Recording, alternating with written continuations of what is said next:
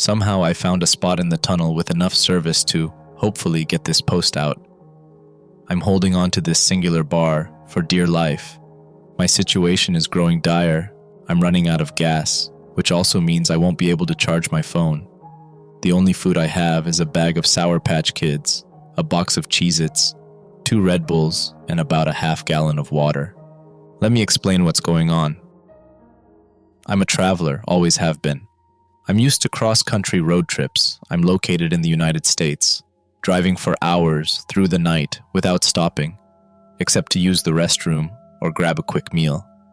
I'm currently making the trek from Los Angeles to Chicago. I've done this trip before, but I took Route 66 that time, for the hell of it. This time, I opted to take the interstates, a shorter ride, and a way I haven't taken before. This way cuts through the middle of the country, passing through Colorado and Nebraska and Iowa. The drive was going normal, lots of nothingness. I'm used to going hours without seeing any other cars or people when I'm driving out here. By the time I'm writing this, I've been driving for close to 3 days. Last night I slept in a Walmart parking lot somewhere in Colorado, I think Frisco. I drove for over 14 hours straight yesterday, only stopping a couple of times at gas stations to grab snacks, take a piss, and refuel. I grabbed dinner at a Taco Bell at like midnight before I crashed. I'm recounting every detail because I'm hoping that maybe this whole thing could be explained away by a lack of sleep and nutrition. I know I should be eating and sleeping more, but I just don't think about it when I'm on the road. I don't think about anything. That's why I love these trips so much. Anyways, I woke up this morning at the crack of dawn, like 6 a.m. in Colorado, which is 5 a.m. my time, and continued on my way. I wanted to make good time, not for any reason. It's not like I had plans. I just wanted to see how quickly I could drive so far. I grabbed breakfast at a local cafe, a bagel and a coffee, filled up on gas, grabbed some Red Bulls, some beef jerky, and a gallon of water. Then I headed out. I don't think I stopped driving until like 6 hours in, when I realized I was gonna piss myself from all the energy drinks I chugged. I tend to space out until it's nearly too late. I stopped at the first gas station I saw, 2 measly gas pumps, and a rundown old wooden shack for a convenience store. I was somewhere coming up on Kearney, Nebraska, and I had endured another time change, so it was now around 2 p.m. I walked inside and the bell on the door jingled. The man at the cash register jumped, startled by the first sign of life other than his own cigarette-soaked breaths. I asked him if they had a restroom, and he grinned. "There's a bucket out back, princess," he said, stifling a chuckle. I stared at him blankly, waiting for a punchline. He sighed and handed me a tarnished key attached to a piece of wood, which had been roughly etched with "pisser." He pointed to a door at the far end of the shack. I did my business, though the toilet looked like it hadn't been cleaned since before I was born, and returned the key to the man at the register, who I now noticed had a name tag that read, Gus. I turned to leave, but before I could, Gus cleared his throat and asked me, "Where you headed?" I told him Chicago, and he said, "What for?" I told him I didn't really know. Just to go, I guess. His eyes lingered on me a moment, almost an uncomfortable amount of time. Then, he quickly glanced about the shack before he said, "Well, if you can spare a couple hours, I know of a bitchin' scenic route through the peaks a bit further north." He went on to tell me that this route was only really known to locals, winding through Nebraskan peaks with plenty of lookouts over whatever the hell is in Nebraska, historically home to booze-filled high school parties, romantic illegal camping rendezvous, and, of course, its fair share of local folklore legends, like the classic, teen lovers murdered during a makeout sesh and the killer was never caught type shit. It's not like his story really piqued my interest. It's the same shit you hear about every random scenic route and lookout in every random small town. But that's exactly why I chose to embark upon Gus's route. I'm always so curious to explore the places that locals know and adore in all of the random small towns I wind up in along my travels. It makes me realize how connected we really are, no matter where we are in the world. We live out these parallel lives, experiencing emotions and struggles that so many other people also experience, in their own ways. I love finding these spots. I love feeling connected with something, anything. He gave me crude directions, but it seemed simple enough. Continue up Interstate 80 for an hour or two longer until I see a turnoff. A dirt road to my left. Can't miss it. That'll take me where I need to go, according to Gus. I figured that if I didn't see the turnoff, I'd just take the loss. After our conversation, I decided to purchase some snacks, Sour Patch Kids, Cheez-Its, and 2 more Red Bulls, and a pack of menthol cigarettes. I filled up on gas again before leaving. I wasn't sure when the next gas station would be, especially if I found Gus's route, and I continued on my way. I lit a cigarette as I began this next leg of my journey. My mother would kill me for smoking in my car. She'd kill me for a lot of the shit I do when I take these trips. One thing I started to learn is that Nebraska is full of corn and wheat. In all directions, all I could see were miles and miles of farmland, stalks waving in the wind like a sorry excuse for an ocean. Interstate 80 was surrounded, crops creeping onto the shoulders of the road, refusing to adhere to man-made perimeters. The stalks grew high above my SUV, making it so I could see nothing beyond the confines of my weedy, corny prison. I had been driving for about 2 hours since the gas station when I saw it, a break in the crops to my left. Gus was right, I couldn't miss it. The dirt road stood out like a beacon, a sudden relief from my engulfment. I didn't feel any hesitation to take the path. In fact, I was excited that I had actually stumbled across it. As I made the turn, I could almost feel the stories, the experiences of the people who had made this turn before me. Every local has their spots. In every big city, every small town, every single person has a place that is special to them. A coffee shop, a hiking trail, a park.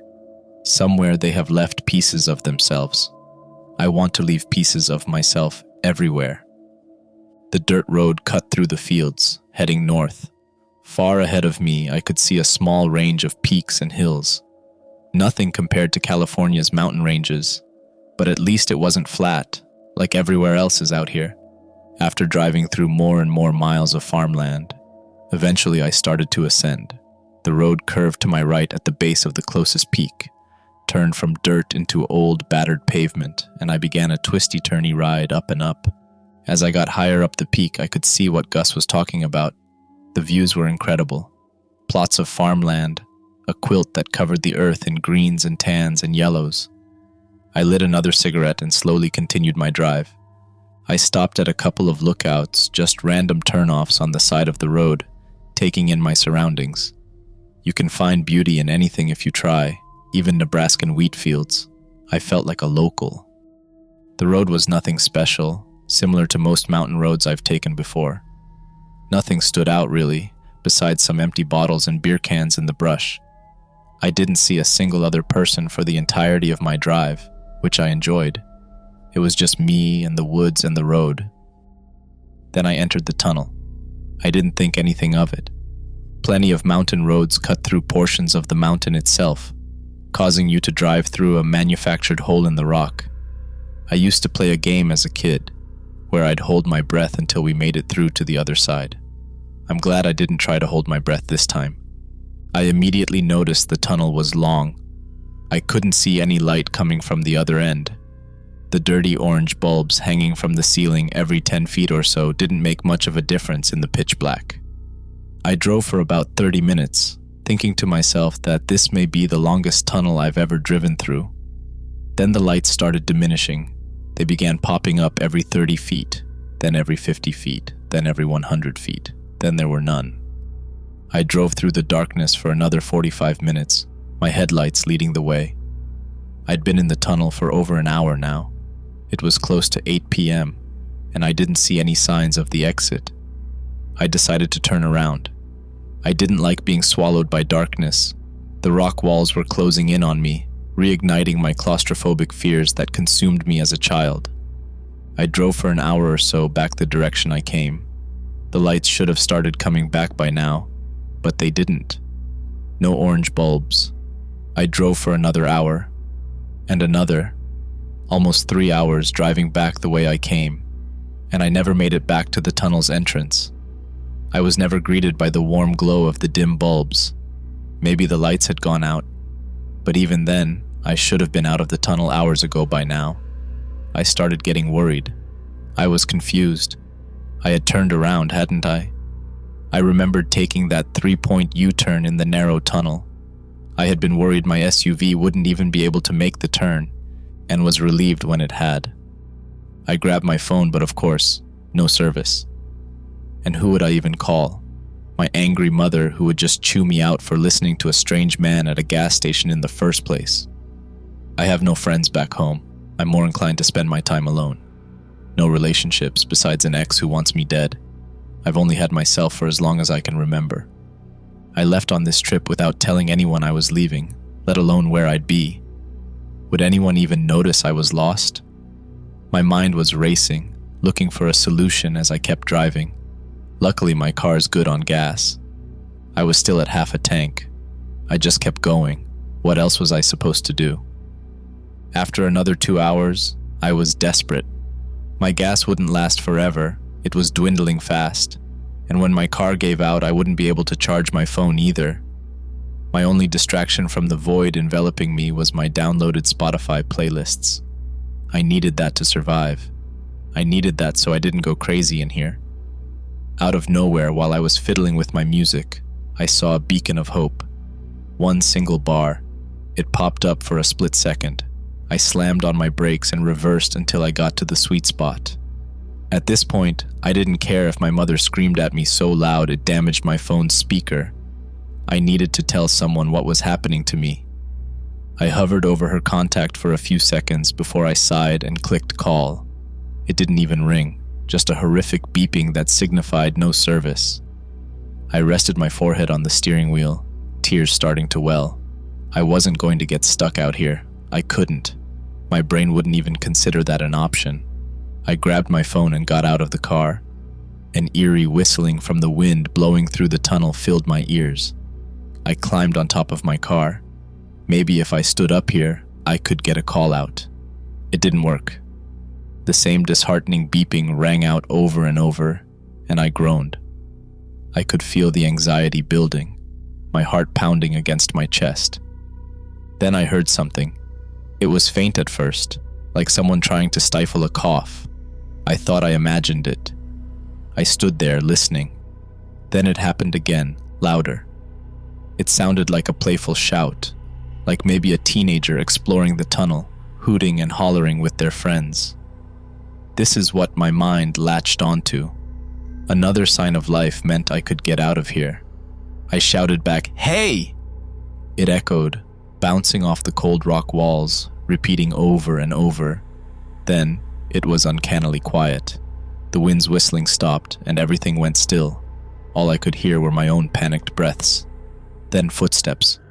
Hundreds of them. Running, thumping footsteps, coming from both directions. It shook the ground and made my car wobble. Pebbles tumbled off the walls. I have never felt so weak, so exposed. I damn near broke a bone jumping off of the roof of my car and stumbling into my driver's seat at what felt like the speed of light. I slammed the car door and locked it. I laid my seat all the way back and pressed myself against it, wanting so badly to dissolve, to disappear. My car stopped swaying. The quiet returned. I laid there for what must have been an hour, maybe more. Tears caked my face and I couldn't stop shaking. I tried every breathing exercise my therapist had taught me. Nothing could calm me. What the actual fuck was that? I haven't moved. I'm still laying in my driver's seat typing this. It's almost 4 a.m. I have been in this tunnel for almost 10 hours. I thought that maybe if I sat down and wrote out everything that's happened so far, it would help me understand. I still don't understand, but it is helping me to settle down. It's grounding me in my reality. Can someone please figure out where I am? Can someone tell me what's happening? How does a tunnel suddenly extend by miles? Did Gus know about this? Is that why he sent me here? I'm paranoid. What do I do from here? I don't want to get out of my car again. What if they find me? Why did they stop running to me? Did I imagine it in my hungry, exhausted state? I don't think continuing to drive is a good option, but it's really the only option. Eventually my gas is going to run out. Eventually my phone is going to die for good. Eventually I will starve or die of dehydration. I'm conserving the little food and drink I have as much as I can. I'm freaking out. I'm so thankful I bought these cigarettes. If anyone has any idea how I can get out of this, please tell me. I'll try anything. If anything else happens in here, I'll keep you updated. I pray to God this posts. Hi, I'm still alive, still in this godforsaken, dreary place. Thank you to everyone who replied to my post with advice, theories, anything. It's helping me feel less alone, reading and answering your comments. One thing that you guys suggested was that Gus may have laced something that I consumed. The snacks, the Red Bulls, the cigarettes, and as scary as that would be, I was praying for that to be the case. I was holding on to hope that I would wake up today somewhere else, that this whole thing would be a hallucination, brought on by some Nebraskan Hicks psychedelics. It wasn't. I fell asleep at like 8 this morning, kept awake all night by gripping fear. I woke up at 4 p.m. with a start, unsure if my terror was from something real or something I dreamed. Honestly, I usually awaken with a start. I have had chronic nightmares for as long as I can remember. I don't think my trepidation was caused by an outside force. Still in the tunnel, feeling the same as I did yesterday. I don't think I was laced. Another response I kept seeing on my first post was that turning around was a mistake. If we take what Gus said literally, as many of you are, I have to continue through the tunnel to take me where I need to go. Maybe that's why the tunnel extended, keeping me inside until I turn back around. It wants to trick me. It's swallowing me like a pill. So when I woke up today, I turned back around, facing back through the tunnel, hopefully the correct way. My car was slowly running out of gas, less than 1/4 tank. I found a portable charger in my car, thank fuck, that I charged up as I drove. I need as much time with you all as I can get. I need to feel like I'm still connected to civilization. Every 15 miles down the tunnel, I would reach another service sweet spot. A split second of a bar before it disappeared once again. It's throwing me a bone. I watched as my gas sensor conspicuously made its way to E. I kept driving, past empty, for about 30 minutes until my car sputtered and came to a stop in the darkness. I had been driving for about 3 hours. My car stopped near where I had turned around yesterday, I think. I sat there, unsure of what to do next, even though in my heart and in my mind, I knew. Something I was dreading. I had to start walking. This must be what it wants. For me to be exposed, no longer protected by the steel frame of my SUV, no longer able to hide or speed away at a sign of danger. I was avoiding giving the tunnel what it wanted. I was terrified that as soon as I stepped out of my vehicle, I would be swarmed by whatever was running at me yesterday, but I had no other choice. I packed a bag with the necessary supplies, all of my food and drink, my portable charger, a blanket, some warm clothes, and a journal and pen in case my phone dies before I get out of here. I still want to be able to document my journey. I also grabbed my emergency flashlight and some extra batteries. I even found an old flare in my car's tool bag, which I took with me. And of course, my cigarettes and a lighter. I sat there with my packed bag for a while, building up the courage to open my car door. I took a deep breath, counted down from 10, and on 1, I swung open my door and stepped out onto the road. The wind's eerie whistling surrounded me once again. I pointed my flashlight all around me. It was cold, dark, and damp. Liquid pooled at the base of the rock walls. There was nothing to do but start walking, so I did. Leaving my precious vehicle behind was heartbreaking. That SUV is the one constant I have in my life right now. I walked and walked. I knew that the last time I got a bar was about 2 miles before my car stopped. That meant in 8 miles or so, I would hit another sweet spot, and that's where I would rest. It would probably take me about 3 hours of walking. My flashlight did hardly anything in the pitch black. I could see only about 10 feet in front of me, in only a small circle of light. The air felt heavy. It was getting hard to breathe. I jumped at every noise. Pebbles I had happened to kick bouncing along the ground. Water drip drops, even my own footsteps sometimes. I was constantly swiveling my light in all directions, glancing behind me every few seconds, even though I couldn't see shit. I felt like I was being watched, as cliché as it is. I walked for about an hour and a half, telling myself I was halfway to my rest point. I just had to keep pushing. I stopped for a second to retie my shoelaces. As I kneeled down, my flashlight fell out of my pocket and rolled to the other side of the tunnel, light aiming behind me. I watched the light as it rolled. The flashlight hit the wall opposite me with a metallic clink. The beam of light illuminated something pressed against the wall about 10 feet behind me. A black shadow stood out against the shiny gray rock. It looked like the shape of a person, though elongated and wrong somehow. Someone standing with their face pressed against the wall, arms at their side. I inhaled sharply, trying to act as though I didn't see anything. I didn't want to acknowledge the shape. We all remember what happened the last time I acknowledged a presence in this tunnel. I quickly finished tying my shoes and ran across the tunnel to grab my flashlight. I picked it up and continued briskly walking, away from the figure, away from the menacing mass that stuck to the rock like moss. My heart started racing once again, pounding so hard I worried the sound would echo. Was I being followed? And by what? I kept moving. It almost felt like I was floating. My legs were getting numb from the cold and the trek. I made it to my rest point without another incident. I put on a sweater and sat on the ground, my back against the tunnel wall, wrapping myself in my blanket. The bar had appeared like a sign from God, and I started reading more of your comments, just to hear from someone. I guess, eventually, I started to hum. It's a habit that my mother had tried beating out of me when I was younger, but no amount of pummeling could stop the music in me. It was always random tunes that I couldn't really place. This time was no different. I hadn't even noticed the melody vibrating in my throat, not until I heard it, faintly from my left, further down the tunnel, the way I had walked from. I stopped my humming, but the tune didn't cease. It kept repeating, and I grew more restless each time. A panic crept over me. I listened intently, and realized it didn't even necessarily sound human. It sounded forced, like whatever was repeating my humming had never hummed before. Crackling, gritty, hoarse. Then more joined in, from both directions. A distorted choir I couldn't see was repeating my nonsensical tune over and over. I started imagining what these pitiful tunnel demons could possibly look like.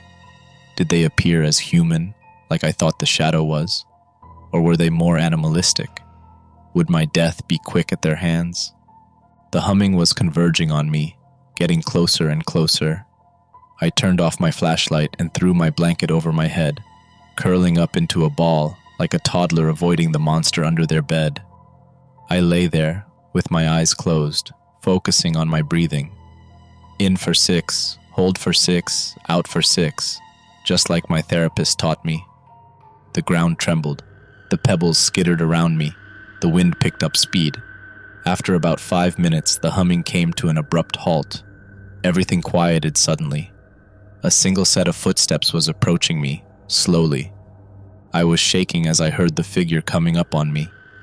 I remained under my blanket, pressed against the ground and the wall. I scrunched my eyes closed and pictured myself somewhere, anywhere else. The footsteps stopped right in front of me. I sensed the figure lean down. I could hear it breathing directly above me. If this was it, this was it. I accepted my fate. Drops of what I assumed was drool splattered onto the blanket. I heard something lick its lips. I held my breath and thought of every horrible thing I had done throughout my life, and how I would never be able to fix it. How I never made amends with so many of the people I had harmed.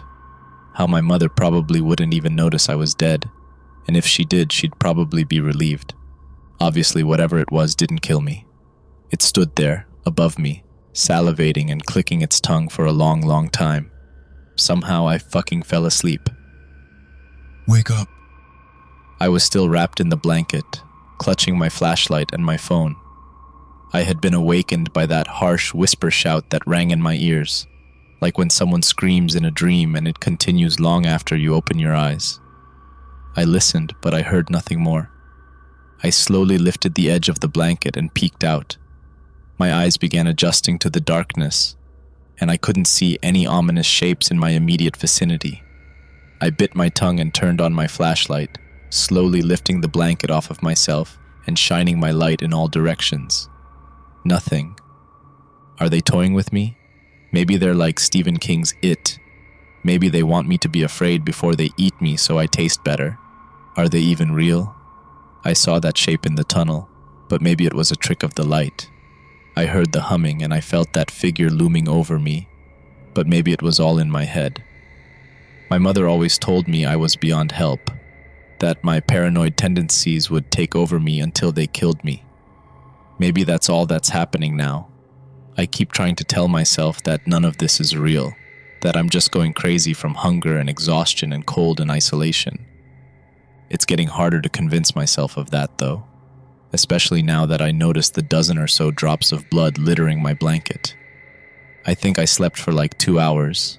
It's almost 2 a.m. I'm about to start the 3-hour walk to my next resting point, my next bar. I have to keep moving.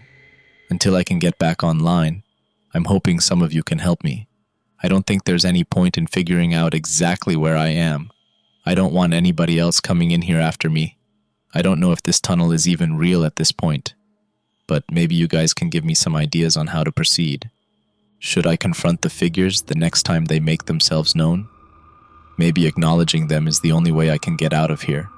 Maybe I have to face my fears. What could they be? Ghosts, souls trapped in this tunnel, waiting for it to capture me next. Demons, monsters, deranged mountain people.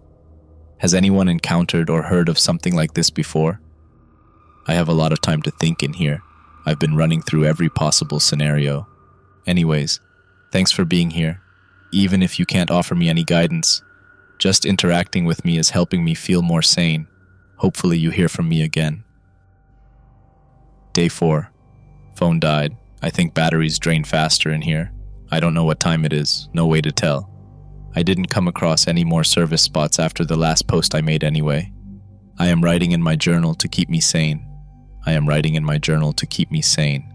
I am not dead yet. I am not dead yet. I am not dead yet.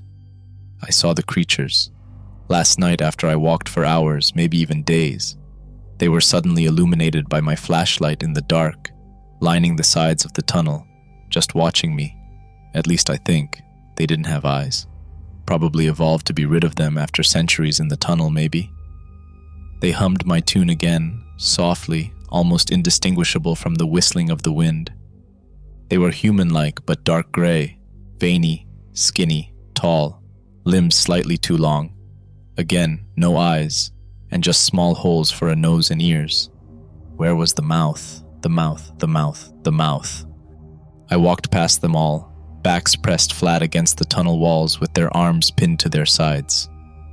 I passed hundreds of them, noticing more and more features. Huge flat feet planted firmly to the ground. Long, sharp fingernails on fingers with at least 5 knuckles. One on its own, standing in the middle of the tunnel, blocking my path. It's back to me. I stopped. Should I speak? I stood there watching it for some time, debating what I should do. I turned around. All of those things were now facing towards me, leaning, peering around each other. Their humming grew louder. I looked back to the one standing in front of me. It too faced me now. I gasped, overtaken by its putrid gasoline smell and its slimy, featureless face. Then its face started splitting. Its skin was pulling, ripping apart. Dark blood oozed as its flesh tore. The mouth, the mouth, the mouth. It opened wide and I looked inside. Look inside. Look inside. Look inside. I saw everything. The answer. Day 5. I am writing in my journal to keep me sane. I am writing in my journal to keep me sane. I am writing in my journal to keep me sane. I'm going crazy in here. Never-ending darkness, the same tunnel walls, the same puddles and pebbles, the same strange noises echoing through this hollow tomb. Get me out. I'm afraid I've seen too much, that they won't let me leave now that I know things. I know what they are, what I am, what we are. Collective consciousness, nothing matters, everything is meaningless, or is everything full of meaning? I'm not making any sense, I need to conserve my light. Day 6. I understand now. I cannot leave. This is where I am meant to be. I ended up here for a reason. They never wanted to hurt me. They wanted to show me. I am more than this body, this life. I am more than a lost drifter, constantly searching for meaning, for a place I belong. I was right. We are all connected. Except we aren't living parallel lives. We are all living the same life in different universes. In one universe, we are me, and in another, we are you. We are everyone, all at once. When I looked inside the mouth, I saw everything. I saw every human experience. Everything you've ever done. Everything anyone's ever done. I possess the knowledge that comes with having billions upon billions of life experiences. All of you have it too. You just need to look inside. You just need to look inside. You just need to look inside. Look inside. Day 7. I walk with them now. We hum together. My daughter's body was found by a hunter and his 2 young sons. She was somewhere in a Nebraskan wildlife management area. Poor kids were traumatized. My daughter was troubled. She dealt with paranoid delusions and manic depressive episodes throughout her life. She would often disappear for weeks at a time. I worried, of course, as any mother would. But I had called the cops to report her missing so many times, just for her to show back up at home a couple weeks later. The cops stopped taking me seriously after the 15th time, and I don't blame them. June, my daughter, was lost. A lonely, sick young woman who wandered the planet like a ghost. Please don't go looking for this tunnel she was clearly so obsessed with in her final days. There was no goddamn tunnel anywhere near her body. She was found dead in the woods, leaning against a tree. We still have yet to locate her car. She had gouged out her eyes with her bare hands. She had broken her own jaw, so her mouth hung open wide. Beside her, her journal, with the entries I uploaded here. I figured you all might appreciate the closure these would provide. I didn't want any of you thinking she was still out there and, God forbid, go looking for her, just to get as lost as she was. It was only a matter of time. I'm just glad that June finally felt connected to something when she passed. I feel connected too. Ever since I identified her body at the morgue. Ever since I saw the mouth. Ever since I looked inside.